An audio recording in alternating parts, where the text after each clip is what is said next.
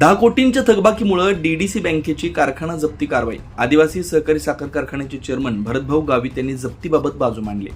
नवापूर तालुक्यातील डोकार येथील आदिवासी सहकारी साखर कारखान्यावर तब्बल 10,51,00,000 रुपयांच्या कर्ज थकबाकीमुळे महसूल प्रशासनाने मोठी जप्ती कारवाई करत कारखाना बँकेच्या ताब्यात दिला. मंगळवारी 24 मार्च 26 रोजी जिल्हाधिकाऱ्यांच्या आदेशानुसार ही कारवाई कडेकोट पोलीस बंदोबस्तात पार पडली. नवापूरचे तहसीलदार दत्तात्रय जाधव यांनी पोलीस निरीक्षक अभिषेक पाटील व त्यांच्या पथकाच्या उपस्थितीत कारखान्याचा प्रत्यक्ष ताबा घेतला. यानंतर कारखान्याचे मुख्य प्रवेशद्वार व प्रशासकीय कार्यालयांना कुलूप लावून संपूर्ण परिसर सीलबंद करण्यात आला. त्यानंतर कारखाना अधिकृतपणे धुळे व नंदुरबार जिल्हा मध्यवर्ती सहकारी बँकेच्या ताब्यात देण्यात आला. मिळालेल्या माहितीनुसार संबंधित कारखान्यानं ऋण वसुली अधिकरण छत्रपती संभाजीनगर इथं स्थगिती मिळवण्याचा प्रयत्न केला होता. मात्र न्यायालयानं अर्ज फेटाळल्यानंतर प्रशासनानं तातडीनं जप्तीची कारवाई केली. या कारवाई दरम्यान कारखान्याच्या मुख्य साईटसह वाहनतळ, पेट्रोल पंप, ईटीपी विभाग, कर्मचारी वसाहत, शेतकी निवास, नर्सरी, मंदिर परिसर, शैक्षणिक कॅम्पस तसंच प्रेसमड व राख साठवणूक क्षेत्राचा ताबा घेण्यात आला.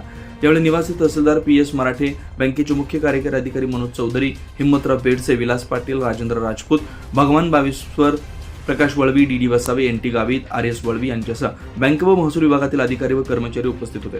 दरम्यान सुमारे 26 वर्षापूर्वी आदिवासी विकासाच्या उद्देशानं सुरू झालेला हा कारखाना तब्बल 24 वर्ष सुरळीत सुरू होता. मात्र गेल्या 2 वर्षापासून कारखाना बंद असल्यानं ऊस उत्पादक शेतकरी आर्थिक अडचणीत सापडलेत. कारखान्याचे चेअरमन भरतभाऊ गावित यांनी सांगितले की कारखाना करारानं भाडेपट्टीवर देण्यात आला होता. करारानुसार सर्व देणी भाडेकरू संस्थेकडून फेडायची होती. सुरुवातीला 2 हंगाम कारखाना सुरू ठेवून बँकेचे हप्ते भरले गेले. मात्र त्यानंतर कारखाना बंद राहिल्यानं कर्ज थकीत झालं. वारंवार नोटीस देऊनही संबंधितांनी प्रतिसाद दिला नाही. तसेच बैठकीस गैरहजर राहिल्यामुळे ही वेळ आल्याचा आरोप त्यांनी केला. या जप्ती कारवाईमुळे नवापूर तालुक्यातील शेतकरी वर्गात चिंतेचं वातावरण निर्माण झाले. कारखान्याचं भवितव्य काय असेल याकडे सर्वांचं लक्ष लागलं. आदिवासी कारखाना हा ऑक्टोबर महिन्यामध्ये 2021ला कराराने द्वारकाधीश कारखान्याला देण्यात आला आणि जेव्हा हा देण्यात आला तेव्हा कुठल्याही संचालक मंडळाला याची कल्पना नव्हती. जेव्हा आमची नवीन बॉडी त्या ठिकाणी बसली आणि नवीन बॉडी बसल्यानंतर तेव्हा आम्हाला कळलं की या कारखान्यावरती जवळजवळ 17 कोटी रुपये हे कर्ज बाकी आहे. आणि त्यानंतर द्वारकाधीश आणि आदिवासी कारखान्याने तेव्हाच्या संचालक मंडळाने तत्कालीन चेअरमन यांनी त्यांच्याशी जो करार केला होता त्या करारामध्ये स्पष्टपणे नमूद केलेलं आहे की हे 17 कोटी रुपये त्यांनी 5 हप्त्यामध्ये हे DDC बँकेला परत करावे. आणि ज्यावेळेस हा कारखाना आपल्या ताब्यात आला, आपण त्याच्यावर संचालक म्हणून चेअरमन म्हणून बसलो, तेव्हा 2 हंगाम हा सुरळीतपणे त्यांनी चालवला द्वारकाधीश कारखान्याने आणि 2दा त्यांनी हप्ते भरले. पण त्याच्यानंतर मागील 2 वर्षापासून हा कारखाना हा बंद अवस्थेत आहे. त्याच्यामुळे जे जिल्हा सहकारी बँकेचं देणं लागतं कर्ज आहे ते कर्ज यांनी वेळेवर फेडलं नसल्यामुळे आज ही परिस्थिती निर्माण झालेली आहे. जे जिल्हा मध्यवर्ती बँकेचे DDC बँकेचे चेअरमन आहेत माननीय राजूबाबा कदमबांडे यांनी वेळोवेळी आम्हाला त्या संदर्भात पत्रही व्यवहार केला. स्वतः फोनवर बोलले, आमच्या मिटिंगा लावल्या.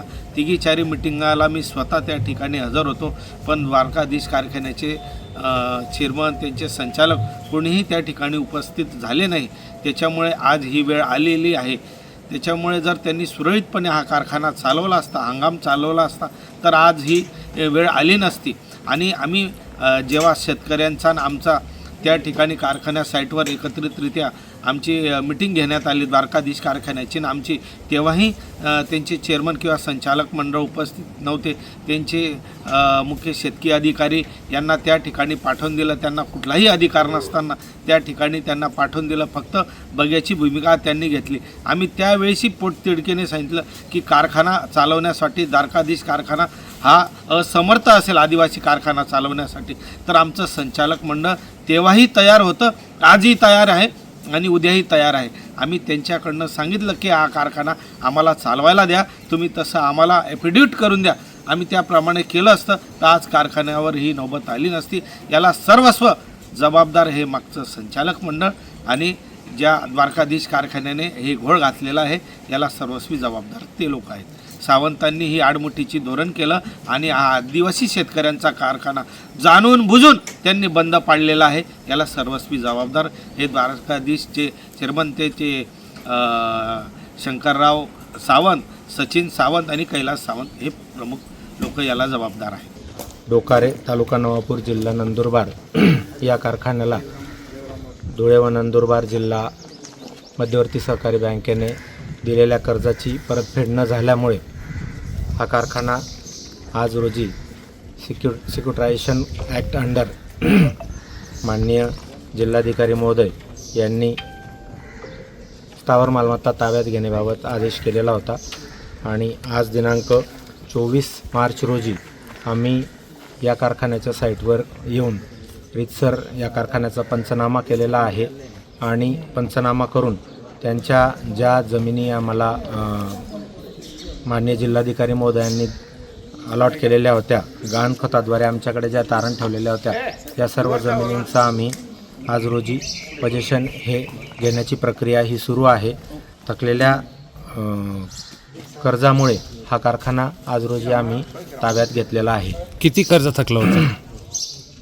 कर्ज जवळपास दावा दाखल केला त्यावेळेस 10,51,00,000 रुपये हे थकीत कर्ज होतं आणि हा कारखाना द्वारकाधीश साखर कारखान्याने भाड्याने घेतलेला होता आणि द्वारकाधीश साखर कारखाना व डोकारे आदिवासी साखर कारखाना आणि जिल्हा बँक यांच्या त्रिपक्षीय करारान्वये द्वारकाधीश साखर कारखान्याने आम्हाला ॲश्युअर्ड केलं होतं की ह्या कर्जाचं जे हप्ते येतील त्या हप्ते आम्ही परतफेड करू, परंतु हे हप्ते परतफेड न झाल्यामुळे ते कर्ज थकीत झालं आणि ते NPA झाल्यामुळे आज रोजी कारखाना हा ताब्यात घेण्याची प्रक्रिया आम्ही सुरू केली.